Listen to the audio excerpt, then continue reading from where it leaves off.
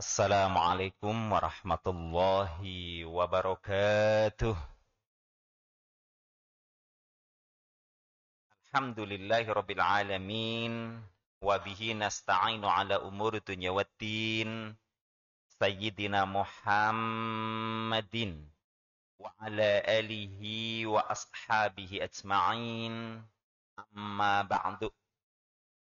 Qala Allah Ta'ala fil kitabihil karim. A'udzu billahi minasyaitonir rajim. Wabtaghi fima ataka Allahu daral akhirah wa la tansa nasibaka minad dunya wa ahsin kama ahsanallahu ilaik wa la tabghil fasada fil ardh innallaha la yuhibbul mufsidin. Sadaqallahul azim. Bapak Ibu, teman-teman yang dirahmati Allah Subhanahu wa taala, bersyukur saya kepada Allah di siang yang penuh barokah, di masjid yang penuh barokah ini, Allah kembali memberikan kehormatan kepada saya untuk juga kembali bersilaturahim dengan Bapak Ibu semua, manusia-manusia sorga yang berjalan di muka bumi. Apa kabar semuanya? Alhamdulillah. Masih semangat untuk menyelesaikan ibadah saumnya sebulan? Tetap jaga kesehatan? Ya, harus takbir harusnya ya. Allah Akbar. Semangat Pak, Bu. Biasanya memang masuk hari ke-15 sampai akhir, makin berasa sedikit payahnya berpuasa, begitu ya. Dan disinilah turunnya simpati dan empati Allah Subhanahu wa Ta'ala kepada kita. Makanya Allah kemudian menyebutkan atau mendeklar empatinya dalam surah Al-Baqarah ayat 186. A'udzubillahi minasyaitonir rajim. Wa idza sa'alaka 'ibadi anni fa inni qarib. Dan jika hambaku bertanya kepadamu Muhammad tentang aku, maka sesungguhnya aku ini dekat. Jadi pada saat kita lelah payah saum, 1 bulan penuh nggak tanggung-tanggung, itu sebenarnya kalau bahasa manusianya Allah tuh iba banget sama kita. Tapi juga kagum. Makanya Allah juga memberikan kompensasi. Di budak watada'i idada'an. Aku kabulkan doanya ketika ia berdoa kepadaku. Ini sebenarnya ya dahsyatnya orang saum. Namun dalam kesempatan siang hari ini kita akan berbicaranya adalah jaga 5 sebelum datang 5 yang menghapuskan. Ini kita kutip dari sabda Rasulullah Sallallahu Alaihi Wasallam yang masyhur kita dengar dan saya yakin sebagian kita pasti sudah hafal hadis ini. Di sana Rasulullah Sallallahu Alaihi Wasallam menyebutkan irtanim khamsan qabla khamsin. Jaga 5 sebelum datangnya 5. 5 ini apa? Saya membahasakannya. 5 ini adalah modal kehidupan yang Allah berikan kepada kita. Bahkan bagian dari rahmat kasih sayang Allah kepada umat manusia, tidak peduli dari latar belakang keluarga seperti apa anak manusia ini terlahirkan. Baik dari keluarga kaya maupun miskin, pejabat maupun rakyat, raja atau budak belian, mukmin ataupun kafir. Semua yang lahir ke muka bumi ini diberikan 5 modal yang sama. Jadi saya menyebutnya modal. Modal ini pun eksistensinya seperti es balok apa balok es gitu lah ya. Pokoknya seperti batu es begitu Pak Bu. Dipakai nggak dipakai modal ini dia pasti mencair dan menghilang. Ini masalahnya. Makanya Nabi wanti-wantinya ya sangat luar biasa. Irtanim khamsan qabla khamsin. Jaga 5 sebelum datang yang 5. 5 ini modal seperti es batu atau batu es gitu ya sebutannya. Dia pasti akan mencair dan pasti hilang dipakai atau tidak dipakai. Apa sajakah itu? Kalau dirunut dari hadisnya Rasulullah menyebutkan hayatuka qabla mautika. Hidupmu sebelum datang kematianmu. Sampai di sini berarti yang jadi modal adalah kehidupan. Selama ini kita memandangnya hidup modal apa biasa aja Bapak Ibu? Ada yang biasa aja ya. Baik, yang kedua. Syababuka qabla haromika. Masa mudamu sebelum datang masa tuamu. Selama ini memandang masa muda sebagai modal apa biasa aja? Oh, masih biasa aja juga. Baik, kemudian Sehatuka qabla saqamika. Sehatmu sebelum datang masa sakitmu. Kalau ini rasanya sepakat ya, semua pasti menyebut sehat adalah modal. Kita tahu dari dunia pendidikan, kita tahu di dunia pekerjaan gitu ya. Biasanya kan bos-bos juga wanti-wanti atau teman-teman wanti-wanti. Jaga kesehatan kamu, itu modal yang mahal. Jadi kita udah tahu tuh. Berikutnya adalah wa faraghuka qabla zughlika, masa senggangmu sebelum datang masa sempitmu. Selama ini memandang masa senggang modal apa biasa aja? Oh, kesempatan untuk hangout gitu ya. Nanti kita lihat. Yang kelima, wa ghinaka qabla fakrika, masa kayamu sebelum datang masa miskinmu. Mari coba kita lihat satu persatu pesan ini yang begitu mendalam. Ternyata semua itu adalah modal. Ibarat es dia pasti mencair, dipakai atau tidak dipakai. Namun Nabi menyebutnya irtanim, jaga. Jaga di sini pastinya kalau modal artinya jangan dianggurin, jangan didiamkan. Dia harus dieksplorasi, dia juga harus dieksploitasi. Pertama adalah modal hidup. Hidup ini adalah modal. Jika diibaratkan ladang, maka kehidupan ini harus abadi dan kebahagiaannya bahkan harus terbawa sampai ke negeri akhirat. Bukankah setiap kita ingin sekali masuk ke surga dalam keadaan bahagia? Betul Bapak Ibu? Jadi di surga yang abadi apanya sebenarnya nih? Di samping kehidupannya apanya? Kebahagiaannya Pak Bu. Bahagianya tuh abadi. Nah, agar kita bisa masuk ke dalam sorga dan bahagianya abadi, maka dalam kehidupan ini, ibarat ladang, kita harus menanam. Pertama kali yang harus kita tanamkan adalah benih keimanan di dalam dada. Jika kita terlahir dari orang tua muslim, alhamdulillah, kesempatan yang baik tinggal diperkokoh benih keimanan ini. Ini modal dasar paling tidak untuk bisa mendapatkan kafling di sorga. Kafling jannah. Nabi menyebutnya la yadkhulun nar, tidak akan masuk ke dalam neraka. Man fi qalbihi habbatin khardalin minal iman.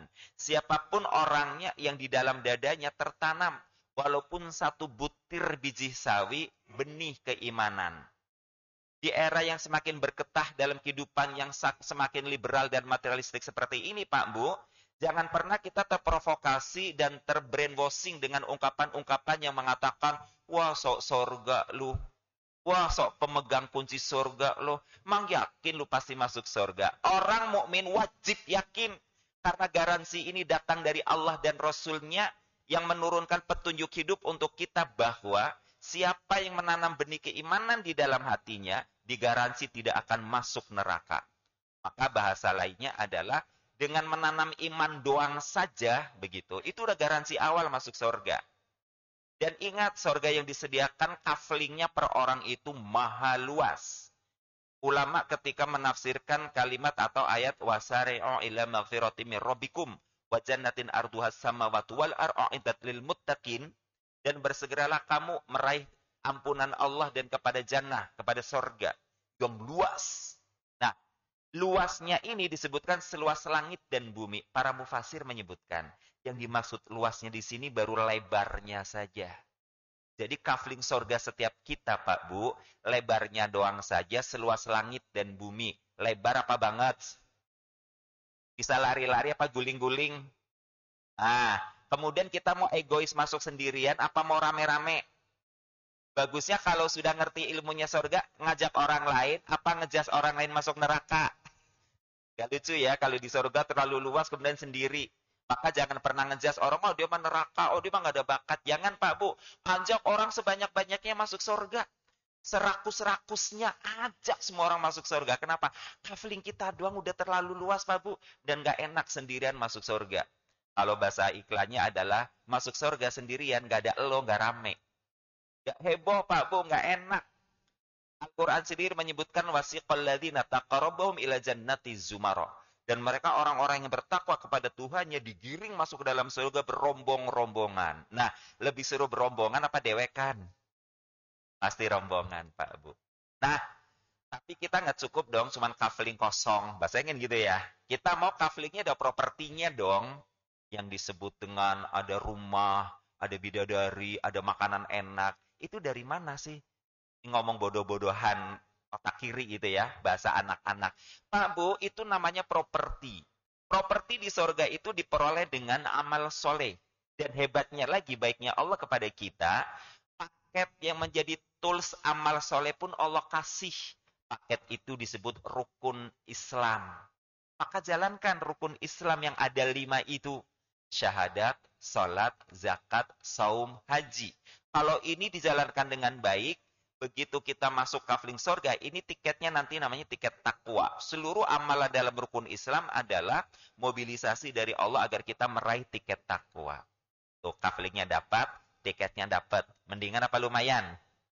Nah, sekarang tinggal ngajak orang lainnya, Pak Bu. Dalam hidup ini manfaatkan untuk amar ma'ruf nahi mungkar. Itu tadi yang saya katakan. Ajak sebanyak-banyak orang masuk surga. Cegah sebanyak-banyak orang masuk ke neraka. Supaya apa? Di surga nggak sendirian. Supaya di surga kita ramean. Apalagi nanti di surga ada reuni. Bahkan mungkin kita kenal sekilas kemudian terpisah. Begitu nanti di surga ketemu, oh itu reuninya luar biasa. Oh, dulu yang nyimak itu ya taklim Ustaz Sukeri di Masjid Salahuddin di Gatsu. Iya, kan kita kenalan. Iya ya, kita pisah sih lama. Yang berangkat duluan dulu siapa ya? Nah, kurang lebih begitulah. Bercanda, ya kan? Lagi ngobrol. Ngomong-ngomong yuk, temuin Ustaz Sukeri. Temuin. Di tendanya nggak ada. Ustaz Sukeri kemana ya? Ditanya ke seluruh penghuni surga, ke malaikat. Nggak ada. Lapor ke Allah. Ustaz Sukeri di mana? Coba tengok di jahanam mungkin. Wah, gimana tuh? Itu penghuni sorga, Pak Bu, masih bisa saling tolong-menolong. Kalau ada kenalannya, ada temannya yang nyangkut di jahanam, wajib dicari, wajib diambil. Siapapun dia. Nah, ini perlunya kita ngajak orang sebanyak-banyak masuk sorga. Ada syafaatnya. Maka amar ma'ruf nahi mungkar. Mumpung masih hidup, Pak Bu. Nanti kalau dia di kuburan, udah nggak perlu amar ma'ruf nahi mungkar lagi. Kemudian apalagi dalam hidup ini yang perlu kita perbanyak? Sedekah. Jangan pernah dihitung dalam bersedekah, Pak Bu. Meskipun maaf banget. Hanya dengan sekedar memindahkan duri dari tengah jalan. Jangan pernah berpikir bukan jalan gue ini. Apalagi dalam kalimatnya, rasain aja yang punya mobil belum meletus banyak. Kan sombong-sombong tuh yang naik mobil. Nggak begitu, Pak Bu. Hatta meminggirkan paku dari tengah jalan. Supaya apa? Supaya di ending kehidupan kita nanti, hidup ini tidak menjadi penyesalan. Jadi maunya akhir hidupnya menyesal apa bahagia ya?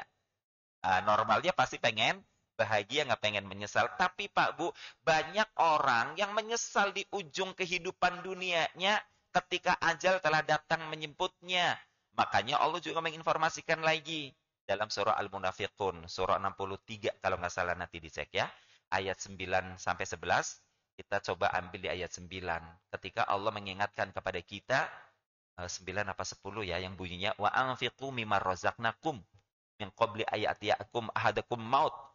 Dan belanjakanlah dari rizki yang Allah berikan kepadamu sebelum datang kepada seseorang di antara kalian kematian. Fayaqul, lantas orang itu mengatakan, Robbi laula akhortani ila ajalin qarib. Tuhan, tolong undur sedikit saja datangnya ajal ini sampai waktu yang sangat dekat. Dari situ kita beralasan. Alasannya kata Allah, fa'asadaqa wa aku minas solihin. Agar aku bisa bersedekah dan aku bisa bergabung dengan orang-orang soleh. Ya ibadahnya, ya amal solehnya, ya amar ma'ruf nahi mungkar. Tapi kan kata Allah, wala yu'akhirullah nafsan idza jaa ajaluha. Allah tidak akan mengundur lagi datangnya ajal jika kematian telah tiba. Pak, Bu, kehidupan ini pasti akan berakhir. Kita aktif atau tidak aktif, kita eksploitasi atau tidak eksploitasi, dia pasti akan berakhir. Maka Nabi bilang, jaga, pelihara. Nah, bagaimana memelihara kehidupan fid dunya wa fil akhirah? Hanya dengan iman, amal soleh, amar ma'ruf nahi mungkar, dan sedekah diperbanyak. Masih semangat? Boleh takbir? Allah Akbar. Iya, tampaknya sudah mulai khusyuk nih ya. Sebagian mulai agak nunduk-nunduk begitu. Pak Bu, yang kedua, wasyababuka qabla haramika. Masa mudamu sebelum datang masa tuamu. Ini sih bisa jadi bisa dibilang hasil kontemplasi saya pribadi ya. Kalau cocok boleh diambil, kalau nggak cocok nggak diambil nggak apa-apa. Pak Bu, di usia saya yang sudah masuk ke 55 tahun ini Pak Bu, saya cermati yang namanya masa muda itu ternyata durasinya teramat sangat singkat. Kalaupun boleh diangkakan paling banter banget hanya 35 tahun saja Pak Bu yang dikatakan masa muda. Meskipun konon WHO menyebutkan masa muda adalah antara 15 sampai 70 tahun misalnya ya. Tapi sejauh yang saya amati itulah masa yang bisa dibilang ya emas tapi juga nggak emas-emas amat ya. 35 tahun Pak Bu itu masa yang sangat mahal sebenarnya. Sebab apa? Nabi menyebutkan syababuka qabla haromika. Masa mudamu adalah modal eksploitasi sebelum direnggut oleh masa tuamu. Sebab apa? Datangnya masa tua pun bertahap Pak Bu. Mari coba kita lihat bagaimana perjalanan umur setiap kita. Anggap masuk usia muda umur 15 tahun. Sampai 20 tahunan lah ya, atau 25 deh, ambil rentang waktu 10 tahun. Biar agak fleksibel dikit. Pak Bu, di rentang usia 15 sampai 20 atau 25 tahun, ketika seorang pria yang masuk usia akil balik, sekedar berdandan menyisir rambut saja, dia mematut dirinya di depan cermin, bisa jadi lebih dari 5 menit. Ada kalanya rambutnya dimohak, dikatasin. Yang ada dalam benak pikirannya puja-puji dari orang. Tapi juga ada yang mencibir. Makanya pikir, kayak moha nggak pantas deh. Belah pinggir ah. Udah belah pinggir. Masih ngerasa nggak pantas juga. Belah tengah. Masih nggak pantas juga perasaannya. Diponi. Kenapa sih ada perasaan nggak pantas? Karena tadi ada hamasah, ada semangat pengen dipuja-puji, pengen yang terdepan. Tapi coba masuk usia 25 tahun. Memasuki dunia kerja. Mau model rambut apapun udah nggak dipersoalkan. Mau mohak boleh, belah pinggir boleh, mau dibikin rebahan juga nggak apa-apa, bodo amat. Yang penting ke kantor rapih. Betul apa leres? Ini berarti udah mulai tua apa belum? Udah berasa ya? Masuk usia 30 tahun sampai 40 tahun Pak Bu, seorang pria yang berdandan necis sekalipun, yang dalam benak pikirannya sudah nggak terlalu berpikir necis yang kayak kemarin. Harus selalu harum biar dicium orang. Udah nggak ada kata biar dicium lagi, udah nggak ada. Bahkan merek pun udah nggak penting. Yang penting udah usia 30 tahun, masuk 40 tahun bagi laki-laki mah kantong selalu tebal, dapur ngebul, anak istri makan. Selesai urusan. Bener apa leres? Udah makin tua apa banget nih? Masuk 40 ke 50 Pak Bu, udah beda lagi. Teman sudah mulai berkurang. Mendengar berita yang ono meninggal, yang ono bercerai, yang ono berantakan, yang ono diusir mertua. Saya masih beruntung, masih ada. Ya kan? Makan walaupun gaji setengah UMR masih bisa. Anak udah mulai bertumbuh. Yang ada dalam benak pikiran kita apa? Yang penting masih bisa dampingin pasangan dan gedein anak-anak. Masalah wira-wiri, kumpal-kerumpul, itu mantar aja dulu. Betul apa harus Pak Bu? Makin tua apa makin aki-aki nih? Baru usia segini Pak Bu. Nah, makanya Nabi suruh eksploitasi. Eksploitasi untuk apa sih masa muda itu? Kalau saya bilang cuma dua saja sebenarnya. Belajar dan bekerja, bekerja dan belajar. Dua hal ini hanya bisa maksimal dilakukan di usia muda Pak Bu. Lepas dari itu, maaf. Jangan untuk belajar. Menghafal nama orang aja udah dikasih tahu, bahkan dibacakan pelan-pelan, kita nggak bisa langsung nangkep Pak Bu. Makanya dulu ada lagu qasidah, kalau nggak salah lafaznya begini. Belajar di waktu kecil bagai mengukir di atas batu. Belajar sesudah dewasa. Ada yang apa lagunya? Oh nggak hafal. Laksana mengukir di atas air. Hilang Pak Bu. Mau tes sekarang? Kalau yang bagus ingatannya mungkin ada door prize dari saya. 100.000 rupiah boleh diambil setelah ceramah. Pak Bu, nama saya Sukeri Abdillah Sultan Bandaro Elang Putih Gagah Taruna Abdul Malik Ar-Rahman. Ada yang hafal angkat tangan? 1, 2, 3. Itu baru nama orang doang ya. Susah Pak Bu, kalau udah tua, makanya Nabi bilang belajar.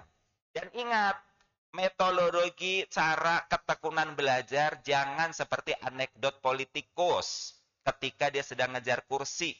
Di masa kampanye dia ngejar kursi, dia sering hadir di majelis taklim, ngajak jamaah baca ayat kursi.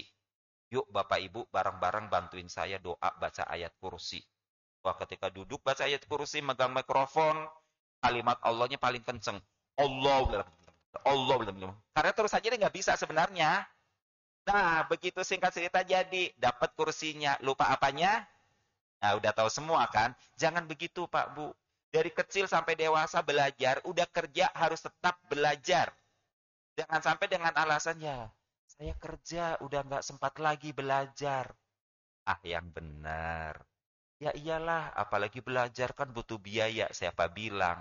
Ada kok ruang belajar yang tidak butuh uang muka, nggak perlu uang semesteran. Ada nggak Pak Bu? Di mana Pak Bu? Majelis taklim, majelis belajar. Ada yang gratis. Nggak ada alasan nggak belajar Pak Bu. Jangan seperti politikus modus, begitu ya. Kenapa? Karena tadi saling berkaitan. Dengan mudah rajin belajar, insya Allah tua akan semakin bijaksana, nggak ngambekan, nggak jengkelan. Nggak dipermainkan oleh cucu-cucu nanti. Coba kalau udah aki-aki ini pemarah. Kalau nggak dibikin geledegan sama cucunya, bahasa Tegalnya dibikin geledegan, Pak Bu dimainin. Makanya dikit-dikit marah. Ya kan? Akibat nggak belajar. Nah demikian juga bekerja penting. Kenapa? Untuk mengasah ketabahan jiwa. Nah jadi udah cerdas, sabar tuanya. Gitu Pak Bu. Sebab apa? Sebab di dunia pekerjaan kita dilatih untuk tanda kutip makan hati. Bener apa leres? Ada yang bilang di kerjaan enak, rata-rata di kerjaan nggak enak Pak Bu, pasti makan hati. Nah, karena kita sering makan hati, kita berlatih tahan bantingan. Nah, makanya ketika tua nanti nggak gampang sakit hati. Sehat Pak Bu. Berikutnya, masih ada waktu? Terusin dikit ya Bapak Ibu. Syababuka qabla haromika, kemudian sehatuka qabla sakamika. Masa sehatmu sebelum datang masa sakitmu. Karena kita sudah tahu semua bahwa sehat adalah modal, kalau saya menggambarkan sehat ini ibarat kain atau bahan yang akan kita bikin menjadi pakaian tertentu. Tentu untuk dibikin atasan, bawahan, daleman, atau luaran, pakaian ini harus betul-betul dipola. Betul apa leres? Sedikit keluar. Pak Bu, kalau ngomong daleman sebenarnya saru apa enggak ya? Sopan nggak Pak Bu ngomong daleman? Ya kesannya, wah Ustadznya nggak sopan banget. Pak Bu jangan salah. Ada orang yang kerjanya mempola pakaian dalam itu BH atau bra. Itu desainnya mahal Pak Bu. Dia tinggal di Hong Kong. Pendapatannya sebulan desainer doang. Cuman 100 juta rupiah. Perlu dipola nggak tuh? Pola. Nah kesehatan juga begitu Pak Bu. Mahal. Harganya luar biasa Pak Bu yang namanya kesehatan itu. Harus dipola. Nah saya menyebut polanya yang pertama adalah pola hidup atau gaya hidup. Lebih tepatnya begitu. Maka bergaya dalam hidup boleh. Yang tidak boleh adalah gegayaan. Sama-sama air putih. Minum air putih. Pelan-pelan mengurangi air berwarna. Ini namanya gaya hidup apa gegayaan? Lebih sehat apa menyakitkan? Oke. Tapi karena sesuatu dan lain hal terkait dengan job di kantor. Bosnya bule. Lobi pimpinannya kalau nggak main golf itu pasti di pub dan disuguhin perempuan. Dan minumannya pasti air putih. Bermerek. Whisky, brandy. Nah sama-sama air putih kan nih? Pak Bu, yang ini belum ngomong gitu dulu. Ini nama gaya apa gayaan? Habis gimana Pak Ustadz? Bos saya kalau lobby, terus ayo minum. Kamu harus minum. Kalau nggak minum nanti nggak gul loh bisnis kita. Ya dikit-dikit Pak Ustadz. Pura-pura doang nempel di bibir. Tapi ternyata enakan dikit Pak Ustadz whisky. Coba. Jadi gaya hidup. Namanya gegayaan. Belum ngomong halal haram Pak di sini. Ya. Dibilang haram ngerti, tapi kan ini masa gaya hidup gitu kan. Itu bukan gaya hidup, gegayaan. Ya kan? Nah, jaga ya gaya hidup kita. Apalagi polanya yang perlu kita lakukan, pola aktivitas. Kita pasti udah tahu semua. Para nabi dan rasul, para salafus soleh Pak Bu, mempola waktu aktivitas dalam kehidupannya konon menjadi 3 bagian. Pertama adalah waktu dirinya dengan Tuhannya. Yang kedua adalah waktu dirinya dengan masyarakat sekelilingnya. Ya, apapun nanti konten, kontekstual ya aktivitasnya. Yang ketiga adalah waktu antara dirinya dengan dirinya. Bahasa keren hari ini, me time. Sering dong dengar istilah ini. Oke, yang termasuk me time, tidur, me time bukan? Me time. Hangout, me time bukan? Me time. Olahraga, sudah berapa kali dalam seminggu ini berolahraga? Ada yang sudah lebih dari 3 kali? Angkat tangan. Pak, Bu, olahraga adalah me time untuk kesehatan. Harus dilakukan, apa jangan dilakukan? Harus dilakukan, Pak, Bu. Ini adalah hak kesehatan kita. Nah, ini mahal. Kalau tiba masaknya sakit, oh udah luar biasa. Maka berikutnya adalah pola makan. Ini kita udah tahu semua ya. Pola makan yang terbaik tentu harus seimbang nutrisinya antara yang protein hewani, nabati, dan tetap pesan dokter dan ahli kesehatan adalah cukupkan minum. Jangan sampai kurang, Pak, Bu, minum ya. Terkadang kita juga agak malas minum, apalagi kalau merasa tidak haus. Ternyata minum itu penting. Tadi saya dapat broadcast, nggak tahu ya kebenaran ilmiahnya atau faktualnya, disebutkan, saya rajin olahraga, saya makan bernutrisi, semua bagus lah. Dia mempola tadi, gayanya, kehidupannya dengan baik. Tapi kenapa saya terserang stroke, kata dia nih. Panjang tulisannya, saya baca agak lompat-lompat, ternyata solusinya, bukan solusi ya, advice dari dokter adalah, Anda kurang minum. Cuman itu doang Pak Bu, sederhana banget ternyata. Nah, itu bisa menyebabkan stroke karena terjadi kekentalan di otak ya, kekentalan darah menggumpal atau apa selain itu. Nah, ini penting ya. Jadi air minum juga perlu. Nah, apalagi kalau tadi minumnya bagus, olahraganya bagus, insya Allah nanti semuanya akan baik dan bagus. Berikutnya Pak Bu, wa farahuka qabla sughlika. Masa senggangmu sebelum datang masa sempitmu. Nah, ini Pak Bu ya, terkadang memang kita terlalaikan atau terlengahkan dengan yang namanya waktu senggang. Padahal waktu senggang itu adalah modal yang sangat mahal. Sampai-sampai Rasulullah menyebutnya al-waqt kasyaif. Waktu itu laksana pedang. Jika kamu gagal memanfaatkannya dengan baik, maka pedang itu akan memenggal lehermu. Orang barat yang dikatakan sekuler memang rada moderat, pakai otak kiri. Mereka mengatakan time is money. Waktu adalah uang. Nah, ketika kita mau coba pinjam istilah orang barat time is money, barangkali ini akan lebih menggugah hati, perasaan, dan pikiran kita untuk tidak main-main dengan waktu senggang. Pak, Bu, kalau sehari ada 24 jam, 1 jam ada 60 menit, betul? 1 menit berapa detik? 60 detik, sepakat ya? Kita hargakan Pak Bu karena mahal 1 detik sebut saja 100.000, sepakat? Nah, tinggal dikali Pak Bu. 1 detik 100.000, berarti 1 menit 6 juta. 1 jam 36 juta. Pak Bu, ketika kita duduk ngelamun 1 jam, apalagi cuma ngevlog misalnya, waktu berlalu begitu cepat. Kita merasa rugi nggak tuh waktu yang hilang? Enggak. Coba 360 juta dalam 1 jam hilang. Kira-kira kita gempar apa tenang-tenang aja? Ya kan? Uang saya 360 juta, wah, langsung blingsatan. Tapi kita waktu 1 jam hilang, kita merasa seakan-akan tidak terasa apa-apa. Padahal ini waktu yang sangat mahal. Prime time itu ada di sini, Pak Bu. Akan tiba masa di mana kesempitan itu datang menghampiri kita. Gak usah jauh-jauh. Yang udah siap-siap mau pulang kampung nih. Ya kan? Ini menghitung hari sambil kebat-kebit. Ya, dak-duk.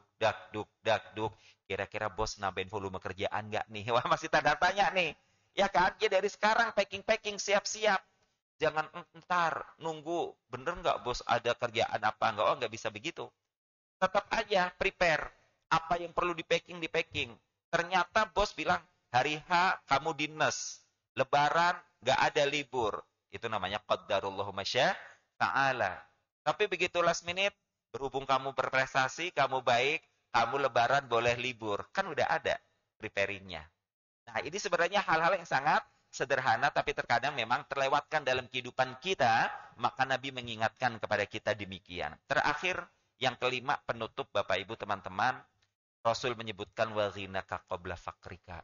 Masa kayamu sebelum datang masa miskin. Pak, Bu, setiap kita dipastikan kaya.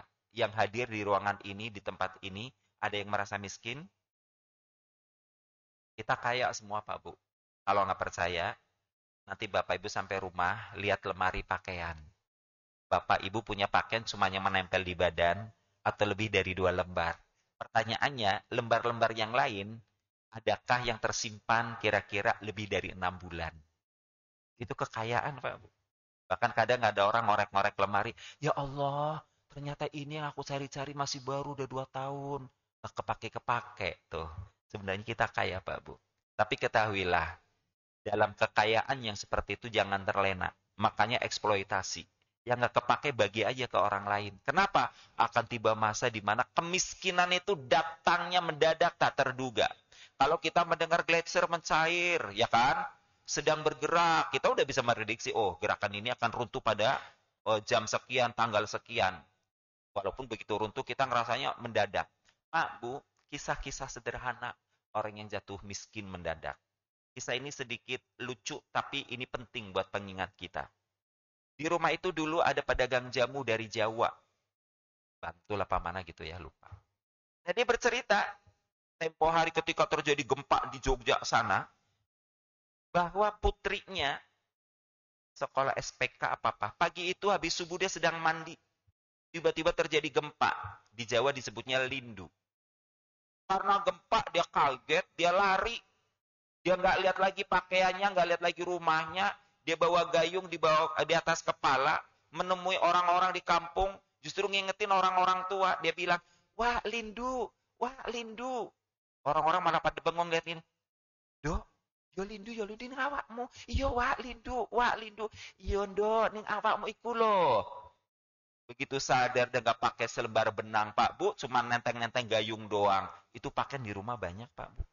Karena ada lindu, dia kaget, Pak Bu. Orang bisa tanpa selai benang dalam kehidupan ini. Bahkan dia pada saat itu mungkin butuh pertolongan. Nah, inilah kenapa Rasulullah mengingatkan, wa ghinaka qabla fakrika. Masa kayamu sebelum datang masa miskinmu. Punya ilmu bagi Pak Bu. Jangan merasa senior, junior saya dikasih, nanti dia naik posisi, saya tersisih. Jangan khawatir Pak Bu. Sebab na'udzubillah min dalik yang namanya kepikunan di masa muda, kita juga tidak tahu. Ada orang usia baru 50 tahun, menyebut namanya aja dia udah nggak ingat. Ketika istrinya datang, tiba-tiba dia nanya, kamu siapa? Ketika sahabat karibin datang, kita pernah ketemu, di mana? Nama kamu siapa? Tuh gaya udah kayak begitu Pak Bu. Istrinya sampai nangis. Sampai bilang ke saya, maaf ya Pak Ustadz, kondisinya seperti ini. Gak apa-apa Bu, memang udah kehendak Allah. Nah Pak Bu, kalau udah begitu bagaimana mau berbagi ilmu? Apapun yang kita punya Pak Bu, ilmu, tenaga, harta, apapun. Mumpung ada kesempatan eksploitasi, bagi ke orang lain. Jangan pernah takut kekurangan dengan yang namanya harta. Karena Allah Maha Kaya dan Allah pasti mengganti apa yang terlepas dari genggaman kita. Ini barangkali Bapak Ibu yang bisa kita bicarakan dan sekedar penutup pengingatnya adalah firman Allah Subhanahu wa taala surah Al-Qasas ayat yang ke-77. Di sana Allah mengingatkan kita, a'udzubillahi minasyaitonirrajim, wabtaghi fima ataqallahu daral akhirah, dan bersegeralah kamu mengejar karunia Allah di negeri akhirat. Wala tansa nasibaka minad dunya, dan jangan kamu abaikan bagianmu di dunia. Wa ahsin kama ahsanallahu ilaik, dan profesionallah mengelola karunia Allah Subhanahu wa taala. Kama ahsanallahu ilaik, sebagaimana Allah juga profesional memberikan modal kepada kamu. Wala tabghil fasada fil ard, dan jangan menghendaki kehancuran modalmu. Jangan dianggurin sehingga hancur dengan sendirinya tanpa ada bekas nilai apapun. Innallaha la yuhibbul mufsidin. Sesungguhnya Allah tidak suka dengan orang yang menghendaki kerusakan di muka bumi. Jangan biarkan modal kita hancur tanpa arti di sisi Allah Subhanahu wa taala. Ini barangkali yang bisa saya sampaikan. Mohon maaf kalau ada kekurangan dan kekhilafan. Sebelum disudahi, ada yang mau ditanyakan atau sharing? Cukup? Baik. Kalau cukup kita sudahi dengan membaca bersama-sama doa kafaratul majelis. Subhanaka Allahumma wa bihamdika asyhadu an la ilaha illa anta astaghfiruka wa atubu ilaik. Allahumma wafiq wa aqwami thoriq bila taufik wal hidayah. Wassalamualaikum warahmatullahi wabarakatuh.